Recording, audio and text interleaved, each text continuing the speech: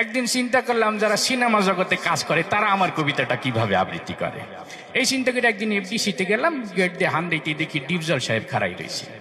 তা তাকে যেয়ে বললাম যে আপনি আমার এই কবিতাটা কিভাবে আবৃত্তি করেছেন। সে আবৃত্তিটা শোনাইলো এইভাবে, ওই পাখি সব কর্তাছে বোঝো নাই ব্যাপারটা, কাননে কুসুম কলি সব ছান্ডে মান্ডে কলো যায় গেছে গা।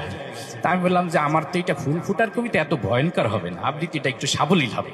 আর একটু সামনে যাই দেখি আমাদের জনাব মিশা সওদাগর সাহেব খাড়াই রয়েছে।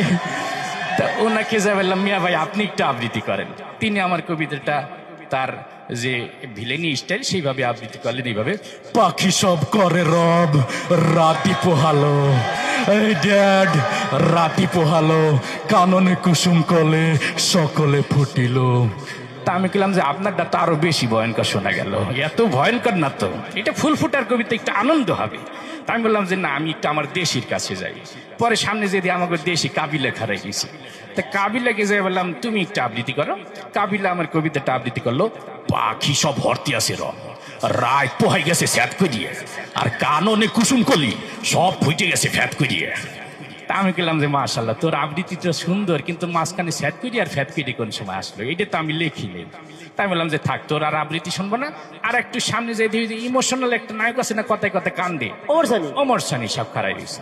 তাকে যা বললাম যে ভাই আপনি একটু আবৃত্তি করেন তো।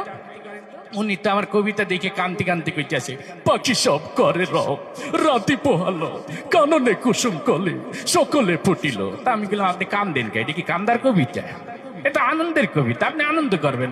আমি বললাম আপনাকে দিয়ে হবে না। আর একটু সামনে যেয়ে দেখি মান্না সাহেব খারাইছিলে, ওনাকে যা বললাম যে মিয়া ভাই আপনি একটু আবৃত্তি করেন। উনি ওনার মতো করে আবৃত্তি করলো, পাখি সব করে রব রাতি পোহালো, আম্মা জান রাতি পোহালো, কাননে কুসুম কলে সকলে ফুটিল। তা আমি বললাম আপনার আবৃত্তিটাও সুন্দর, ভয়েসটাও সুন্দর, কিন্তু মাঝখানে আবার আম্মা জানাই লোক বিদ্যে, আমি তো আম্মা জান লিখিনি। আর একটু সামনে যেয়ে দেখি যে অ্যাকশন হিরো কথা কথা মারামারি করে রুবে, উনি খারাই দিয়েছে। ওনাকে যা বললাম যে জনাব আপনি একটু আবৃত্তি করেন। উনি আমার কবিতা তো সেই টিমিতে কয়, পাখি সব করে রব রাতি পোহালো, কাননে কুসুম কলে সকলে ফুটিল। আমি বললাম থামেন, আপনার কাছে আমার কবিতাও নিরাপদ না, আমিও নিরাপদ না, কোন সময় নাক মুখ জোড়া এটা ঘুষি মারি দিবেন বলা যায় না। তাই আমি বললাম যে থাক, এই চলচ্চিত্র অঙ্গনে আর আমার আবৃত্তি শোনার স্বাদ মিটে গেছে, আমি একটু রাজনৈতিক অঙ্গনে যাই।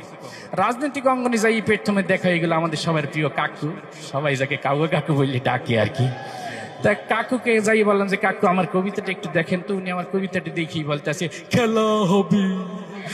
তা আমি বললাম যে খেলাধুলা পরে করে না, আগে আবৃত্তিটা করেন। তো উনি আমার কবিতাটা আবৃত্তি করলো, পাখি সব করির রাতি পোহালো, এ নিয়ে রাজনীতি করার কিছু নেই, কাননে কুসুম কলি সকলেই ফুটিল, ফুল ফুটু আর না ফুটু পদ্মা সেতু কিন্তু হয়েই গেল, জ্বালা জ্বালা অন্তর জ্বালা।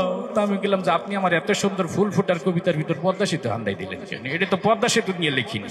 তা আমি বললাম আপনার দলে আর আমি কাজ করবো না, আমি আপনার বিরোধী দলে চলে যাই ম্যাডামের কাছে। তো আমাদের ম্যাডাম অসুস্থ, সবাই দোয়া করবেন।